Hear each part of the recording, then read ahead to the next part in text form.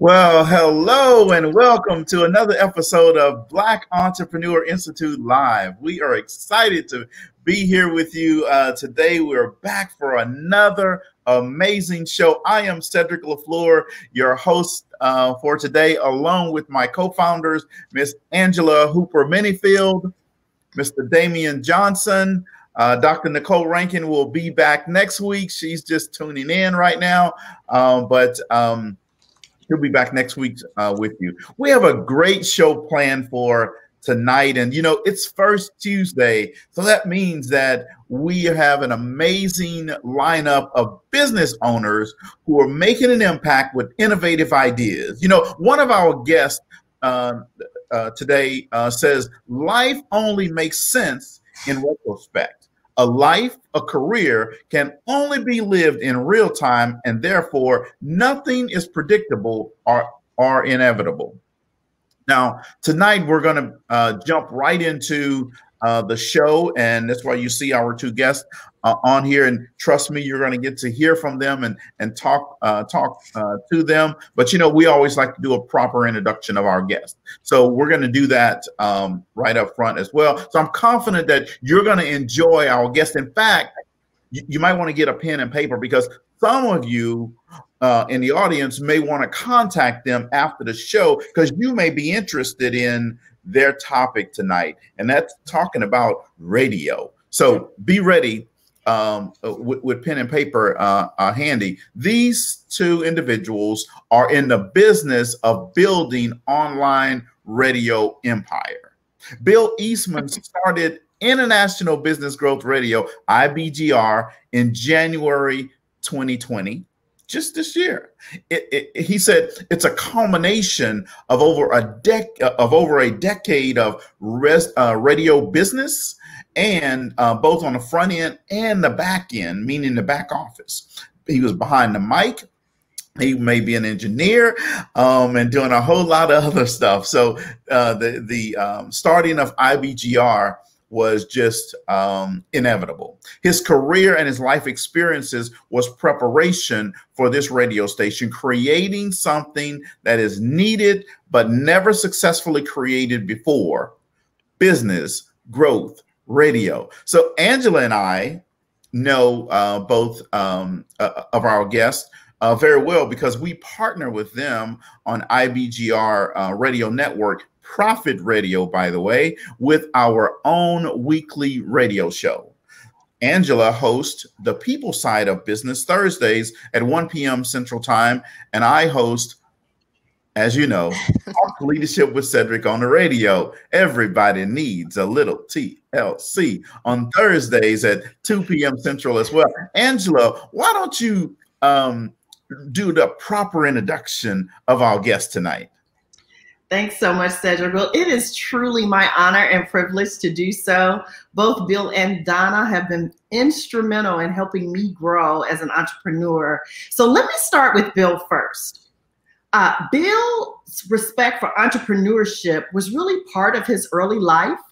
His father alternated between being paid and paying himself as they lived a gypsy life.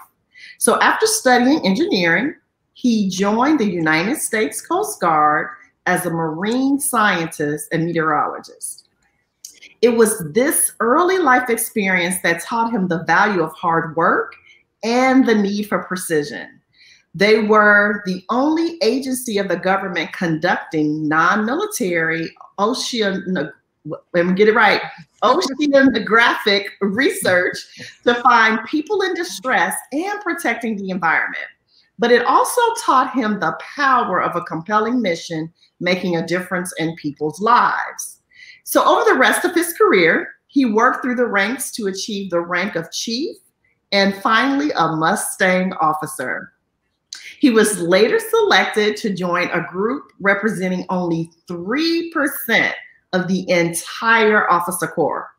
His final Coast Guard assignment was chief of the Leadership and Management School, with another compelling mission: training the Coast Guard's future. This experience formed the basic question for him over the last 2 decades. Why do some businesses succeed while others fail? And that answer is the basis of the IBGR network and our global footprint. So please help me welcome Bill Eastman to the show. Welcome. Oh, I'm embarrassed now. Well, wait, we got more embarrassment to go. Okay, good. Now let me introduce Donna Cundy. Donna is an internationally recognized business coach and trainer. She brings 20 plus years experience in military leadership, where she served as both a military musician and military higher ranking leader. Donna has been a serial entrepreneur for the last 25 years and has owned several successful businesses and some not so successful. She has extensive experience with the unique challenges and struggles that solopreneurs face and the challenges of small business growth. Donna is well regarded in the personal growth field for the inspirational, thought-provoking, and actionable takeaway value of her presentations. Donna is a coach's coach. So with a high value on lifelong learning, Donna is currently enrolled in Southwest Institute of Healing Arts, on her way to earning a diploma as an integrative healing arts practitioner and clinical hypnotherapist. She has a professional coaching certification from the John Maxwell team and Coach Approach Ministries. Additionally, Donna is a certified human behavioral consultant with Personality Insights Institute, and that's DISC method, and also a certified advanced behavioral analysis consultant of the Maxwell method of DISC. So let's welcome both Donna and Bill to the show. Oh, thank you. That's impressive, guys. You know, I'm laughing because I know you guys, but now I feel like I really know you guys. Uh-oh. That's dangerous. Well, thank you so much for agreeing to join us on our show. And I know on behalf of, you know, all of us, but definitely me and Cedric, we know without a doubt IBGR is an amazing platform, and having an opportunity to have shows is really been great for us. Absolutely. Well, and we enjoy having you on. I mean, you've got two of the best shows that we have, and you're definitely both great on-air personalities. It's one thing to be smart on the air. It's another to be good. And that's a lot harder to do, and you are really good. Well, you better stop, Bill, because my chair is floating on the air now. Cedric, you already knew you were good. You didn't, I didn't have to tell you that.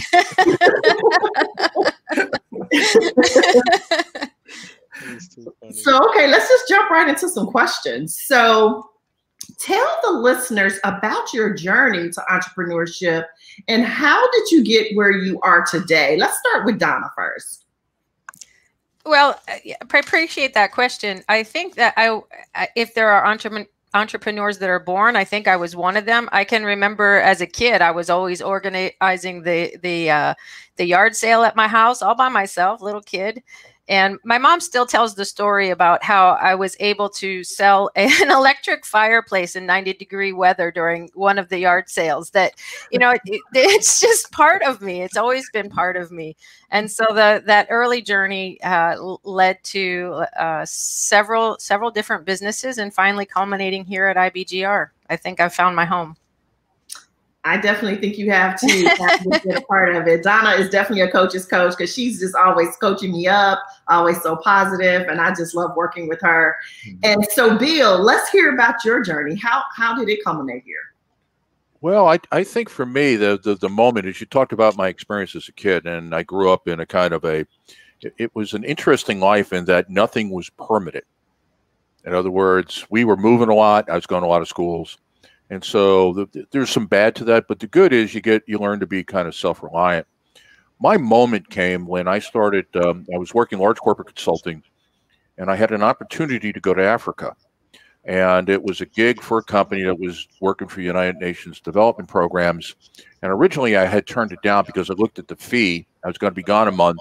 And what I'd make in a couple days is what I was going to get paid for the month. And I was like, I don't know if I can make that financial move. But the more I thought about it, it was like, I cannot not go. All right. So you got to put money aside and go, this is one of those things in life that you just got to do. And so I spent my first time in Africa, and I've been to Africa after that many times working for the UN. And I was in Ghana. Hey, a great country. I mean, that's just, if I lived in Africa, I'd live in Ghana over any other location. And we were doing a session in Accra, in the capital on the coast. And after a couple of weeks, what I came to realize is I had more in common with the Ghanaians in the room where we were working. It was some classroom, and then we were back out at their job sites working with them. And that's when I had the realization that entrepreneurs we're just a different breed of people. And here we got, they're Ghanaians. We have all the obvious differences of color, of race, of culture. You named a difference, it was there. And yet I had more in common with this group of people than I did with the people that I was born and grew up with. And what hit me was, we need to take what we were doing for these large corporations who were paying a ton of money and get it here. This is where it really was going to make a difference. And of course, it took me quite a while to figure out how to get it there. And really what IBGR is, how to get it there. Yeah, I love that. Thank you so much. You know, it's interesting, even when I was reading the bio and you had mentioned the piece about what's the difference, right, between those that succeed and don't. I think that so aligns with what, you know, we are trying to do here as well. Like, what is that quotient that's missing that helps entrepreneurs become successful? Yeah, absolutely. So thank you all for being here. I'm so excited. I've been looking forward to this interview. So tell us about the business. Tell us the name of the business and who you serve. So IBGR is it's our name as a call sign. So it's our call sign, and it's IBGR.Network. That is our website. But we were more than a network. We are absolutely a community of entrepreneurs. Who are we serving? We're serving entrepreneurs globally who have a desire to grow but don't quite know what they need to know. There's always that one piece that's missing, I think, in every business owner's formula to get to, and the way that we have the radio station set out, IBGR, International Business Growth Radio, and it's based on that balanced scorecard. And so each day of the week is a different topic, talking into finance, talking into operations, talking into customer acquisition, people performance, and finally the multiplier, talking into the business owner's strategy, that big picture thinking, where so many business owners. I had a client for 41 years. He's owned his auto mechanic store. He retired 20 years ago, and he's still working in the business because so many times the business owner doesn't take that time to get that strategy. So who do we serve? It is the business owner that's hungry to grow at any stage of business, whether you're just starting out, whether you've got a healthy business that you've been in business for a while, or you're ready to exit or reinvent. There's something for every business owner at IBGR. Wow. Yeah, and I think what I would add to that is, you know, in one way, view us as a consulting and coaching company. That all the programming is really consulting, maybe training, but really consulting. And that you've got people that are serial entrepreneurs like Cedric, like Angela, like Donna, myself. We've got some incredible talent on there, and they're telling the audience, or sharing with the office, probably a better way of saying it, what they have learned about growing companies. So the on air is really kind of more of a consulting approach.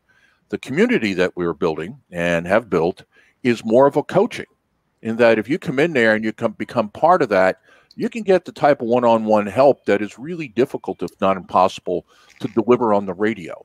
And so what we're doing is we're trying to close the gap and integrate the offer in a way that we can talk to and help a lot of people. There are 375 million of us on the planet, business owners and entrepreneurs. So, you know, we've got a large task ahead of us, but we're getting there. Mm-hmm. Well, and to add to that piece in the community, what I find so incredible about our on-air talent is they're showing up and genuinely wanting to help. Angela and Cedric, what do we always, you hear every on-air talent say, we want to connect with you. Send us your questions. Let's help you. And for nothing, for free. And it's not free because you have to put in the work and you have to take that first step as the business owner. But every on-air talent genuinely wants to grow businesses. Right.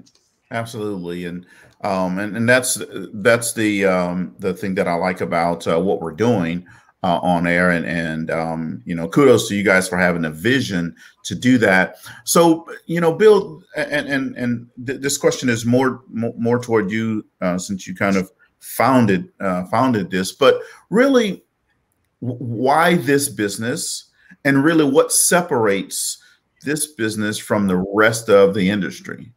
Good business question. One is I grew up around radio. I've never worked in it. My grandfather was an amateur radio operator, and as a kid, I grew up with. If I stayed with them on the weekend, I would wake up early in the morning and hear all the dials and the tubes going, you know, woo, and then I would hear you were listening to W2 SMQ, Sugar Mike Queen, Long Island, New York, and you know, I still know my grandfather's call sign, and that was more than 50 years ago. And so I've always been a radio guy listening to it, and then I had a radio show here locally in the Richmond area, and we were the #1 business talk radio show when we were out at WLEE 990, and I got the bug. And so then I wound up going down to Chester to WNTW. We had a show down there, and in fact, that's where I met Donna. She came on the show. And then the person who was the general manager there quit. And I've never run a radio station, but I was intrigued because the thing that I noticed the most, and this is my consulting background, is I always ask myself, what's the business model? When I look at somebody's company, I'm going, how do they put value into whatever they're doing and they get paid for it? And when I looked at radio and then I had to run it, I realized it's a horrible industry. It's terrible. They're lost. They don't know where the future lies. You know, in 1980s, they got saved by this crazy guy by the name of Limbaugh. And what they realized was they could syndicate political speech and automate the station. So what they got was a twofer. They had something to generate revenue because they get listeners and get ads. And then they didn't have anybody in the studio, so they could automate everything. So a station like WNTW down in Chester, 15 years ago, 20 years ago, would have 10 to 12 people in there. When I got there, it had 2, me and somebody else. Oh, wow. And I looked at that and said, this is a profit model. This is an industry without a profit model. So that got my interest going. Well, how could I make this profitable? Now, we did what we could with the station. We made it profitable there. We didn't exercise too many of the ideas that we're employing in the radio station here. Well, we made it profitable, and they sold the station. And so it was why don't we take what we've learned and go after this industry? And #1 is we are not an internet radio station.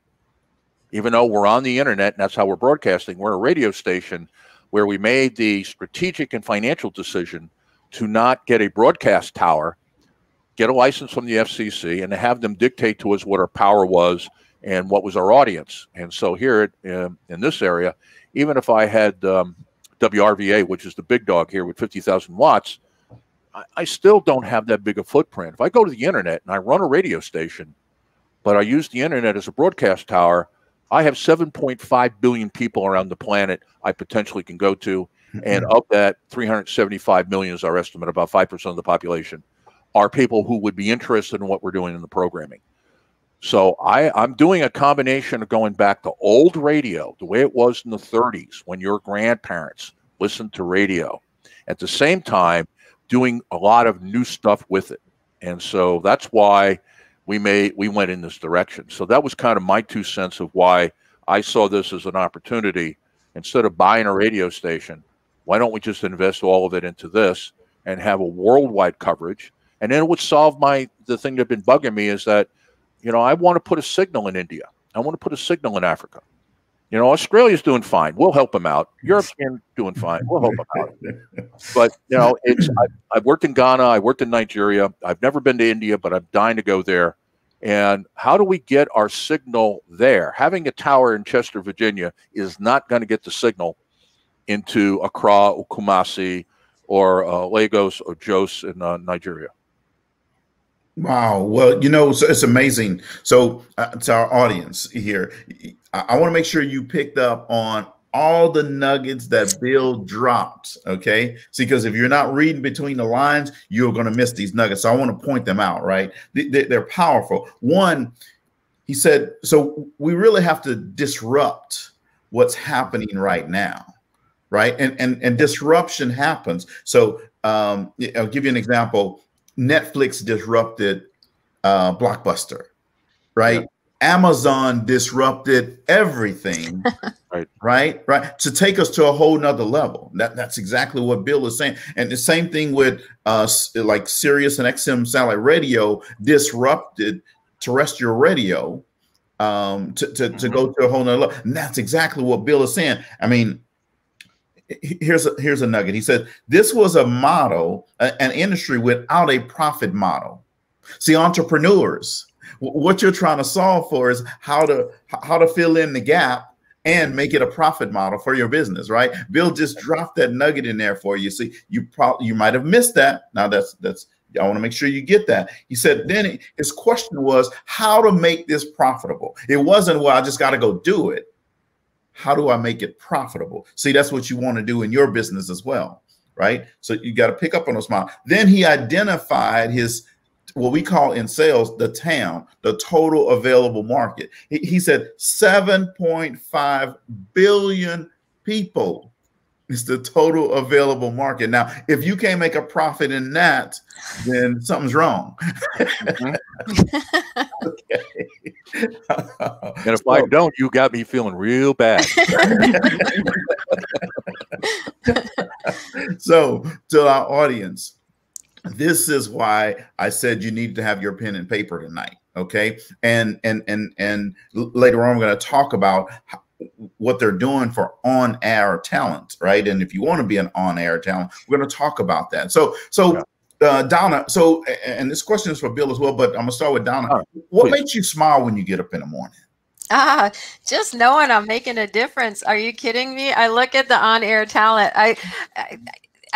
For those of you that don't know, I know Cedric and Angela and Bill, you know that we are now in season 3, 2.0. If you ever decide to build a global business, make sure that you recognize that there is daylight savings time and that not every country does it at the same time. And some go forward and some go backwards. And so I just recently finished upgrading the calendar with our on-air talent and all of their shows and their new slots. And I sent a link to Bill and I said, look, Bill, look at the calendar. He says, what am I looking at? I said, look at all the beautiful faces and all the difference that we're making. So that is what makes me smile when I wake up in the morning. Well, that's awesome. And, you know, you when you talk, you smile naturally. So it makes everybody else around you smile. So Bill, what makes you smile in the morning? He doesn't. Yeah, I have a reputation for being a little surly. So I think what it is that, you know, I go back to, it is now October of 1990 and I'm in Accra. And it's happening. That's what makes me smile in the morning. Is that finally we're making it happen. And it's taken a long time and it's taken a lot of different roads. I've been working on this idea for 18 years. Wow. To find the right approach. And I've tried many and they all kind of work, but, you know, Cedric, they didn't answer the question of how you monetize it. And so that's, now I think we've got all the pieces together, but none of the pieces that Donna and I are employing haven't been tested before. They just haven't been tested together in one location. So really our business model is more of, we're not so much originating something brand new. We're taking pieces of other things and putting it together. Kind of like when Walmart went into food. Everybody knew what a food store was. Everybody knew what a discount retailer was, but nobody had ever put the two together. So what we've done is we've taken a radio station, we have taken a consulting and training and coaching firm and a chamber of commerce, and we put them all together. And because chambers really, if you do a lot of work in chambers, my opinion of them is they really don't help small business owners. They really don't do the things for them they got to do. They, you know, Cedric, they never hear from somebody like you. Angela, they never hear from somebody like you. Yep. Yeah. Remember, you're telling the truth. I co-signed that statement. Yeah. And I want to add to that also, just that trial and error that you were speaking to, Bill. Like, we launched an internet radio station thinking, and we had this conversation. Bill's like, what do they not know about pushing a button to listen on the radio? And there was such a learning curve for people to go to a website and listen to a radio. And so now that we've launched the app, I think that is really exciting to get people listening on a device that they're used to listening on. so taking away that barrier to using the program. And so speaking to the entrepreneurs who are listening, that, just because it makes sense to you doesn't mean it's going to make sense to other people, and always continue to get that feedback and make those adjustments as you go. No, that's a great point, because when you think about it, because like I listen to radio on occasion, but I listen to radio in the car, right? So when we're driving, we listen to the radio. We also have satellite too, so we get an option, and then I listen to podcasts and apps, right? And so you're exactly right. We're on the radio, but it was like, even my mother was like, well, how do I listen? Yeah, my mom all the time. I've told her about 10 times, just go to IBGR.Network. Oh, that's a website? Yes, yeah, Mom, that's a website. There's a button on every page. Exactly. Yeah. And it says, push here to listen. Listen now. I said, Bill, but listen now. He's like, really? I said, yeah. But you make a valid point. So it made sense to us. And I just think, and Cedric said it earlier, so much you guys have done, and we've been on this journey with you, not since the very beginning, but maybe today. And the progress has been amazing. And one of the things I love so much about what you guys are doing is you talk a lot about, we're building it in front of them. I hear Bill saying it all the time on our weekly huddle calls, we're building it in front of them. And so to me, that's a great segue to the next question, because you are building it in front of the audience live and our members and our network. What would you say has been your biggest challenge during, your entrepreneurial journey, specifically getting you to where you are today?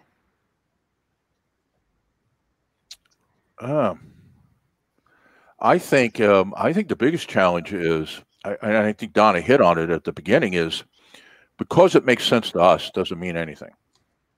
And so we can't, I get annoyed about it a lot, but then it doesn't do any good to get annoyed about something because it doesn't solve the problem. So it's like, okay, what is it that we have to do? I think the other thing is that it's almost like peeling an onion that grows bigger every time you pull a piece off. If you had said when we started, well, we're going to have to create a community to make this work, I would have said, no, we don't. If you said we needed to have an app to make this work, no, we don't. And yet, so we've added a lot to this, not because we wanted to get into those businesses, but because we had to do it.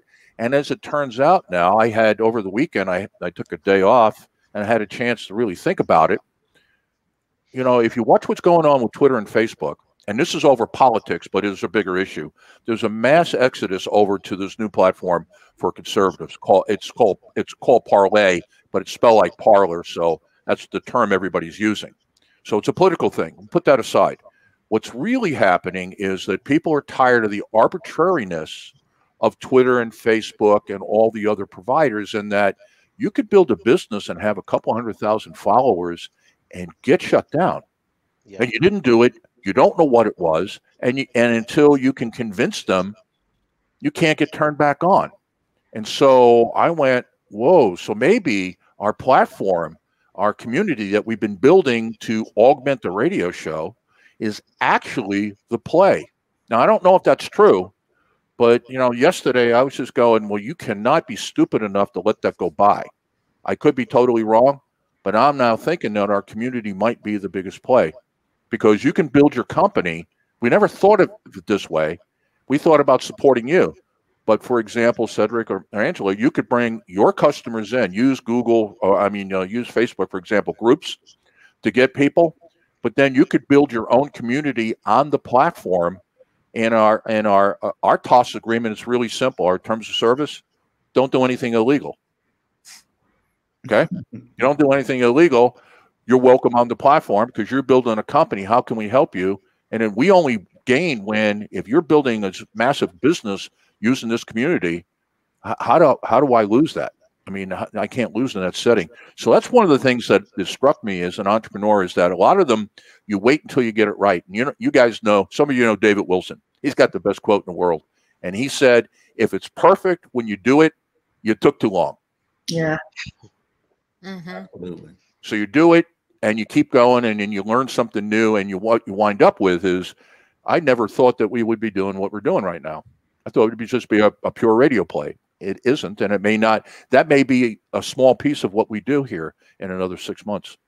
Well, just going back to your quote, you never, Bill, you never know what it's going to look like till you look in the rear view. That, I mean, I'm kind of not getting the quote right, but you get the gist of it. Yeah, well, a lot of people go, well, you're an engineer and you work as a marine scientist, and how are you here? And I'm going, I can make sense of it going backwards, but if you talked to me 35 years ago and said, this is where you're going to wind up, I'd be like, yeah, okay, whatever. Yeah, that's so true. What about you, Donna, as far as challenges during your entrepreneurial journey? I think the biggest challenge to my entrepreneurial journey, if I'm being honest, is myself. Has always been myself. What I think I could not do as I was moving forward. And so for me, the biggest obstacle that I had to overcome was my own thinking. Yeah, I think a lot of us can coach on that one, which goes back into that coaching dynamic. And sometimes it's so easy to be able to support and coach up other people, and then we don't give ourselves that same benefit. So I always joking, treat yourself like your client, because then you'll encourage yourself and believe in yourself. Yeah. And I actually, when I started my coaching practice, was talking to a good friend of mine who was we were in a business together. And she said, well, so-and-so's sister joined that organization and lost all this, $30,000. She put a number out there. And immediately I saw my whole dream just go done. And I had to step away from that relationship for 3 years. And I knew I had to step away from that relationship because I couldn't have that voice. Her voice kept going in my head anyway, but I couldn't have anything else. She was just trying to be nice, not even playing devil's advocate, just trying to warn me of the dangers. But I have been very guarded on who I share my dreams with since that moment. And I've worked very hard on my own thinking so that I can think into the things that I want to create and not the things that I don't want to create. Love that. I think that's fantastic. And, I think it also speaks to what I consider to be one of the characteristics of great leadership is to be able to hold on to a vision and work it in spite of well-meaning, well-intentioned people who might speak doubt and discouragement into it. And so I want to ask this question, changing gears slightly, because as I listen to the journey, clearly there have been a number of moments where you've had to pivot and had to adapt to keep the business moving forward. Many of these things you would not have forecasted in the very beginning. So I want you all to speak into leadership, because we know that leaders come in all sorts of different packages with different strengths. What strengths do you feel are important to be successful as a leader? Don, you take the lead on that one. Thanks, Bill. It's more in your area. I know. I'm the people person. He's not. I'm not so much. I freely admit it. But really, for me, leadership is caring. It's caring enough about the person, about their business, and about their hopes and dreams and desires.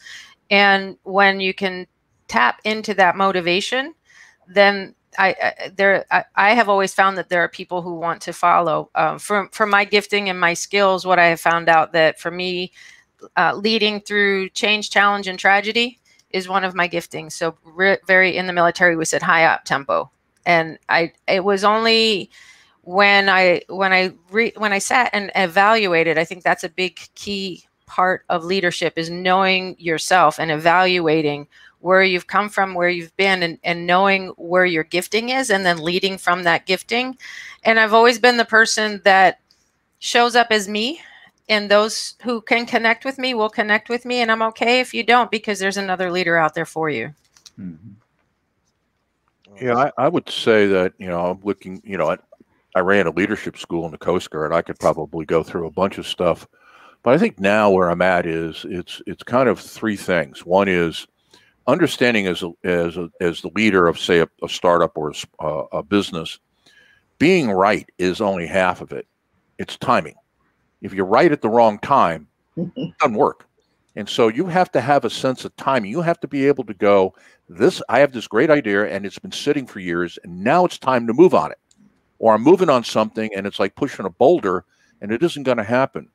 And so it's having a sense of when is the timing right to move on something, and then if you're convinced, be very, very aggressive and be very persistent about sticking with it, because more than likely it isn't going to work the first time. It's not going to get accepted.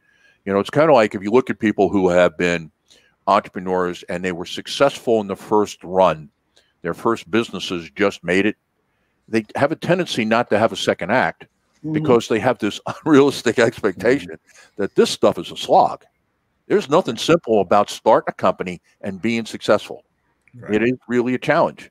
And so I would never want to start off like somebody who became a multimillionaire in their first role, because if you look at their history after that, none of their businesses is that successful, because there are a couple lessons they didn't pick up along the way. So that would be my sense of it: timing and persistence. Timing and persistence. Those are some great nuggets. I love that. And so following up on that, we know that good leaders ask great questions. So what has been, for each of you, I want to hear your answers, what has been some of the best questions that you have asked that made a big difference on your entrepreneurial path? Well, for me, it was asking Bill to be part of this journey. that was a tough day for me. To, if you go back to who do you think you are, and when I saw the vision that was happening and said, yeah, I want in. How do I do this? that was my question. Yeah, and that was, and I had already developed a lot of sense of trust into Donna, that what she didn't know she would pick up. It's again, it's an attitude issue. Most people don't lack knowledge. Most people don't act on the knowledge, and the reason they don't act on the knowledge, it's an attitude. And so you can. Oh, we lost him. What, did we lose Bill? I think so. Just in the midst of giving you all these great I know. That's all right. That's all right. I don't need to hear it. but as far as questions too, one of the other questions that's one of my favorites is what do you need? What do you need, and how can I help you? Yeah. Yeah. So I think my question is always the one I always ask myself is, what's the root cause? What is the absolute essence of this? And don't make it complicated. I took two Chinese or Japanese terms and I put them together. It's my whole design philosophy. It's Dao and Zen. Dao is the Chinese concept of what's the essence. What is the essence of something? What is the absolute core of what needs to be done? And then Zen is more of a, how do we do it in a way that is beautiful and simple? No complication, easy to use. And so I try to look at everything of what's the essence of it and how do we do it simply? And so that's why I get surly sometimes, because we're running 3 platforms now. I'm like, I made up my mind in January, we were not going to run 3 platforms. Because the complications it brings in and all the things that we got to do. And reality is, if you add social media, we're probably running 10 platforms. Mm-hmm. But I don't have a choice. Pivot, adapt, adjust, and overcome. But that's a military philosophy, right? Yes. Yeah, absolutely. Awesome. So the question I have for you is, I want to kind of adjust a little bit and talk a little bit more about the business. How do we identify good on-air talent? And also, as a part of that, kind of talk about what are you guys looking for in on-air talent? Because I noticed you advertise for on-air talent. So how do you identify that? And then what are you looking for? Go ahead, Bill. Yeah, I'm thinking about that. I would say, first of all, it's somebody. See, a lot of times what happens is people think that, you've got to be an extrovert to be good at this. That's not really the issue. I'm not. I'm an introvert. Me too. If I go all day without talking with somebody, that's a good day for me. I'm serious. I kind of almost got it like an OCD type of thing. But when it's game time, I'm on. You put me in front of a group of people and I'm training or I'm presenting, I'm on. You put me in front of a microphone, I'm on. And so what I think makes a good talent is somebody who's got kind of maybe a pleasing personality, but somebody who's got a personality that you can kind of relate to. Even if there's parts of it you don't like and it's kind of, prickly, it's kind of like, that's cool. The personality comes across on the air. And then they don't have to be brilliant, but they've just got to be smart enough that they can think on their feet and that their tongue and brains are connected. Because my major challenge is my brain is running so fast, my tongue cannot keep up with that. And that is when you get that you Cedric, you know what I'm talking about. The other day, you had a couple of those stutter moments where you had to turn the brain down because the tongue was like 2 sentences behind where your brain was. Exactly. But to add to that you also need to be an entrepreneur to be on air talent. Yeah. Beyond with us, yeah. Yeah, absolutely. Eat our own dog food here. If you are not running a business, how do you get on the air and talk about this? Because we're not handing out PhDs or master's degrees, or as I have fun saying on the radio, BS degrees in entrepreneurship. We're not doing that. We're all practitioners. We're talking about what we do that works and what doesn't work. And so you're right, Donna, is that's probably, if the answer to that is no, we're probably not going to have them on. Now, we may find, if somebody's really good, we'll find a spot, but it won't be part of what we are doing. I want somebody who's going, yeah, I've been through those wars. I know, I got all the scars. Let me tell you where it went. You give me somebody like that and give me a couple months, I'll turn them into an on-air talent. Until we're done. Because that's part of the requirement is you have to have done it. Yeah, Cedric, you showed up like this. My guess is when they slapped you when you came out of Mama, you were doing this. I was ready. I told the doc, I'm ready. Don't have to hit me. Where's the mic? Where's that microphone? It's funny because Cedric's show is right after mine, and so I usually hang around and listen. And I told Cedric, I said, dude, you got me like pumped, ready to go into a game or something. It's like his energy is so contagious. And what's beautiful about that is that, Cedric's on Thursday. You listen to David Wilson on Wednesday, and he's just as good as Cedric and totally different. Yeah. David Wilson's a madman. He is absolutely insane when he's on the radio, and it's awesome radio. And then compare, who follows you, Cedric, on Friday in the same time slot? James Bryant. Totally different. And the three of you make some of the best radio we have. In fact, you guys are syndicatable. You guys could be on regular broadcast radio. Oh, wow. Yeah, I mean, that's how good you are. But here's three guys who are great, and we've got other people, but three in the same slot, Wednesday, Thursday, Friday, all good, all totally different. All different. That makes interesting radio because it's not visual, so it's got to pique the imagination of the listener, draw them in, and have that connection. Wow. Well, thank you. That's awesome. So, I want to make sure that our audience is able to connect with you. Oh, yes. Where they can. So how can the audience connect with us on the radio? I think the easiest thing to do is to download the app. Honestly, if you have an Android or an iOS, go to the App Store, look for IBGR Business Growth Radio, IBGR Business Growth Radio, and get the app because you can listen live to the radio, you can get the podcast, you can meet the on-air talent, you can join our community. But if that's not easy enough for you, you can join us in our community at IBGR.community. Community is the extension, it's not .com, .community, and get to know the talent that are in there. And if you don't want to go there, go to IBGR.Network. There's lots of choices. We're everywhere that business owners grow, and we're just looking to connect. And the link will be in the comments. Awesome. So you'll be able to, so that you'll be able to do that. So, but I want to make sure that I'm clear here. You said download the app. So now, remember we were talking about earlier, you have to be at your computer to listen on there. Now they can download the app and listen right on their phone. Right on your phone. It's Business Growth to Go right in the palm of your hands. Yeah, I'll pull this off here. Wow. We'll pull it. See that? That's the show. I'm listening to Raj Kapoor right now. Not really listening, but I'm just making sure that Raj is on. Yeah. So that's what the app looks like. Yeah, it's right there. Nope. Oh, that's not. So anyway, that's too much. Okay. Yeah. All right. So I think the best way, if you wanted to test us, if you wanted to find out whether or not we're worth listening to, if you go to the community, we have 6 volumes of season 2. Cedric, you're on there. Angela, you're on there. There's 6 volumes, each based on the stage of growth. There's 670 pages total. that's a book that we produced last season.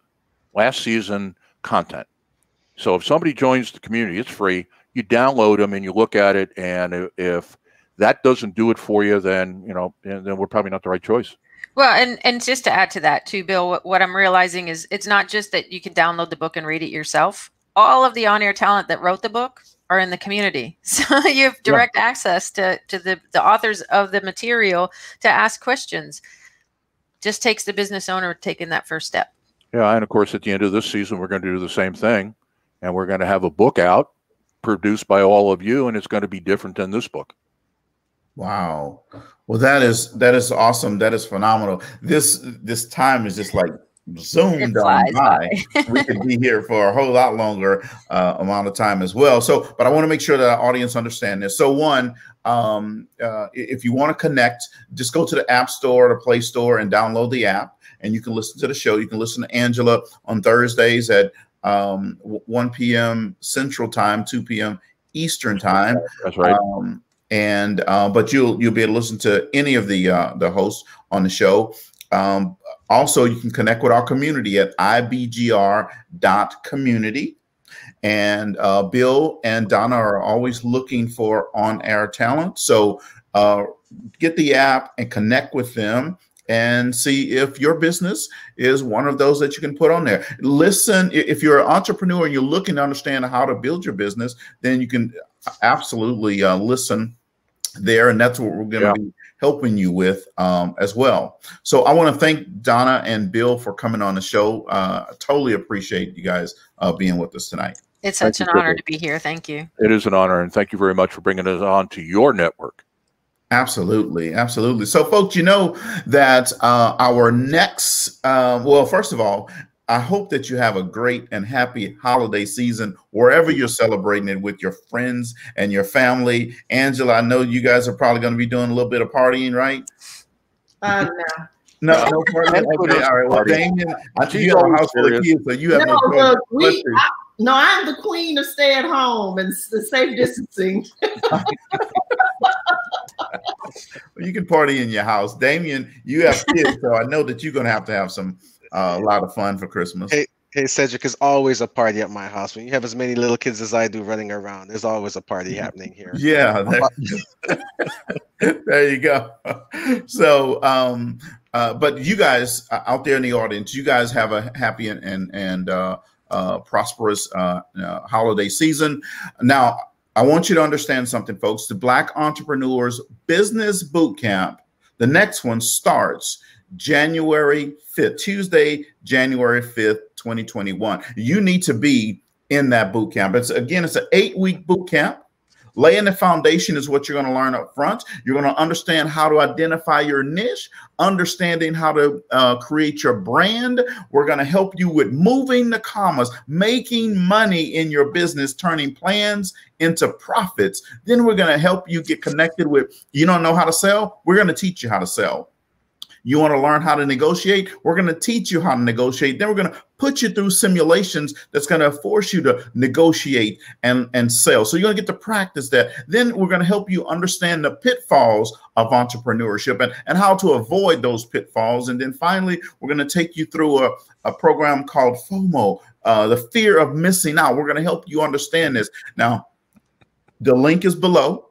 You go ahead and register and sign up today, and you're going to find that we have a very special offer for you. So just click on the link, sign up today, reach out to Angela, Damien, Dr. Nick, or myself, and I guarantee you, if you are ready to elevate your mindset and your money, this business boot camp is for you. See, Angela did this. This business boot camp is designed for you. I want to thank you for tuning in tonight. And again, thank our guests for coming on, and go and download that app at IBGR.Community to connect with us and go to the App Store. Thank you guys. And you have a very good evening.